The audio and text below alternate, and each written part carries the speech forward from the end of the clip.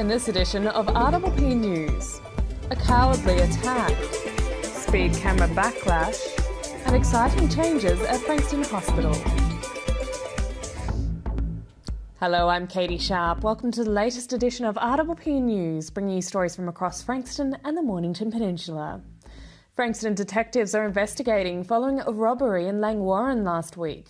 An 87-year-old woman was on a mobility scooter on Southgate Way near Hornsby Drive on Thursday the 30th of June at around 10:30am when she was approached by 6 to 8 young boys. One of the boys grabbed the woman's purse and a $100 note and struggled with the victim as she fought back. The group then walked away towards Centre Road. Detectives are seeking assistance from the public to identify the youths involved. They are appealing for anyone with CCTV or who may have been driving in the area at the time with dashcam vision to come forward. Anyone who witnessed the incident or who has information is urged to contact Crime Stoppers. Frankston City Council has responded to angry local backlash at new speed cameras set up near the intersection of Nepean Highway and Davey Street. A short section of the highway has become a 40-kilometre zone and many residents have made complaints. The council has taken these concerns to the Department of Transport and asked for temporary electronic signs to be installed until permanent signage is switched on. They have also written to the Office of the Road Safety Camera Commission for consideration on the matter of fines. The introduction of the 40-kilometre zone is not a council decision, but rather part of a statewide initiative to improve the safety of shopping strips. A new analysis of rental vacancy rates across Victoria has revealed the Mornington Peninsula is the worst hit when it comes to rent increases. The 5 regions impacted most by the state's rental crisis show rental vacancy rates well below 1%, while rents have increased between 6 and 14%. Less than 1% of Mornington Peninsula rental properties are currently available, while the average rent is now $510 and the average annual rent increase is 14.2%, contributing to the region's current homelessness crisis. Construction is underway on the renovation of Frankston Hospital. They're adding 443 beds, an emergency department just for children, an on-site mental health hub, a new helipad and more birthing rooms. And the entire hospital will be 100% carbon neutral. Bry Coastal Wetland has been awarded the Stormwater Victoria Industry Award 2022 for infrastructure excellence. Since its construction, the coastal wetland has improved water quality discharge into Port Phillip Bay, enhanced biodiversity and provided a boardwalk with improved access to the beach. And the hit all-singing, all-dancing spectacular Shake, Rattle and Roll is kicking off a national tour at Frankston Arts Centre this week. The iconic jukebox hits, dances and fashion of the 50s and 60s live on in this live stage show that features some of Australia's most beloved entertainers. The show will be at the Frankston Arts Centre next Saturday the 16th, so get shaking. After the break, we have David Robertson with this month's Bendigo Bank Market Update. Everyone knows Australia has 4 big banks, but the 5th biggest retail bank is snapping at their heels. It's a bank that's been around for over 160 years, can be found in over 500 locations nationwide, looks after over 1.8 million customers, and is regularly voted one of the most trusted brands out of all the thousands of brands in Australia. Who is this fantastic number 5? Yep, it's Bendigo Bank. The better big bank. Established in 1988, Progress Signs has been servicing the local community for 30 years. Located on the Mornington Peninsula, they are the #1 destination for all your signage needs, specialising in a variety of signage from vehicles to shop fronts, occasional and corporate events, short-term, long-term and everything in between. If it's signs you need, be it large or small, Progress Signs is the place to call. Available 24/7 at progress-signs.com.au or call the team on 5975 9188. Thinking signs? Think Progress Signs, a station sponsor.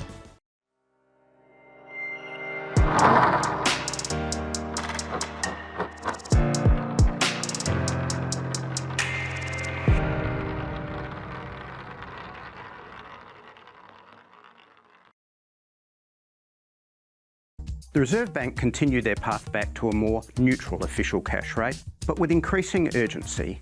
Our latest forecasts for domestic and global markets. The back-to-back 0.5% RBA rate hikes mean official rates have now risen 1.25% in 3 months, the sharpest quarterly increase since 1994, reflecting the commitment from the Reserve Bank to proactively manage inflationary risks and not allow inflation expectations to become unanchored. While this only returns interest rates to around the level they were at in 2017, the pace of the rate hikes is impacting consumer confidence and property markets, as the RBA attempt to slow down the economy and dampen demand to better match the lack of supply in the economy.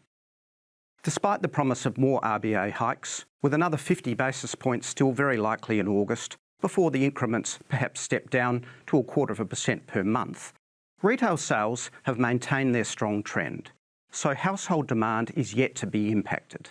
And the causes of the inflationary shock, rising energy costs, supply chain disruptions from overseas, and locally the devastating floods, appear likely to be with us for some time.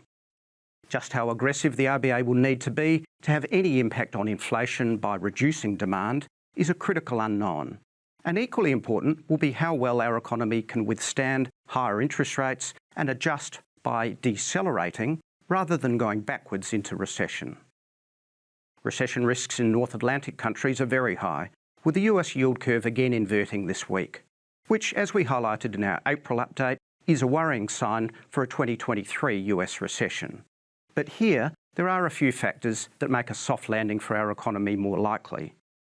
Our jobs market has never seen these levels of job vacancies before, with almost a third of employing businesses unable to find suitable staff.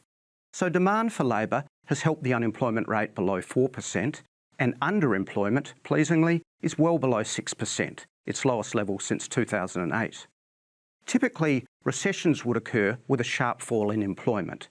So, as our economy slows in 2023 in the face of higher interest rates, it will be important that demand for labour also achieves a soft landing. We still expect unemployment to dip to 3.5%, but now expect it to edge back up into the 4s next year. Other factors supporting our economy include the resumption of international tourism and our strong trade surplus. But the slowing global economy is seeing an easing in commodity prices, and volatility in financial markets is ever present. As a result, the Aussie dollar has fallen back below 70 US cents, and the US dollar index is up to a 20-year high. The last time the Greenbank was this strong, the Aussie was down at 55 US cents. So, the long-awaited support for the Australian dollar on the back of firm commodity prices is only providing relative strength, not a new uptrend just yet. In short, our economy is adjusting to higher interest rates, with an official cash rate of around 2.5% likely by November, and asset prices will continue to adjust to more neutral policy settings. But while North American and European economies face sharply lower growth rates, here, high household savings levels and lower inflation rates in many of our trade partners offer the opportunity for our resilient economy to once again cope with these global challenges. Our next inflation data is out on July 27th, which will have a critical impact on RBA interest rates and their next set of forecasts out in early August. And that's the market update from Bendigo Bank.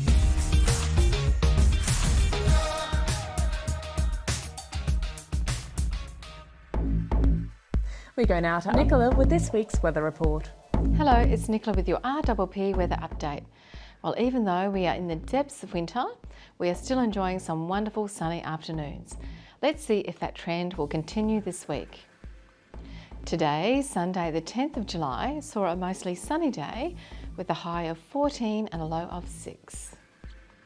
Monday sees the clouds and rain returning, with a 50% chance of showers across the peninsula. Expect a high of 13 and a low of 6.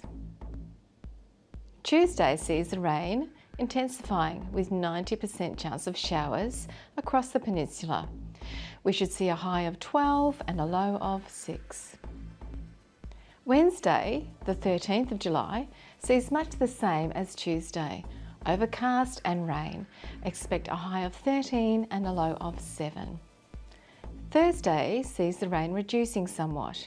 We should experience a high of 14 and a low of 7. Friday will be much the same as Thursday, with a high of 14 and a low of 6. And finally, Saturday sees the rain easing further, with a top of 14 and a low of 7. Well, that's all for this week. It looks like perfect weather for a glass of wine near a warm heater. Until next week, stay warm and dry. And now to our surf guru Muzz with the Surf Report.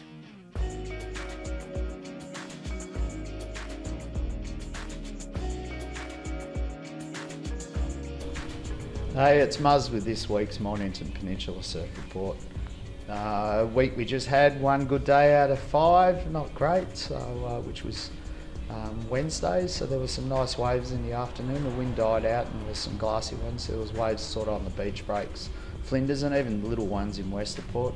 This week in front of us, today Friday, is going to be a bit of a push in the swell, middle of the day into the afternoon's high tide.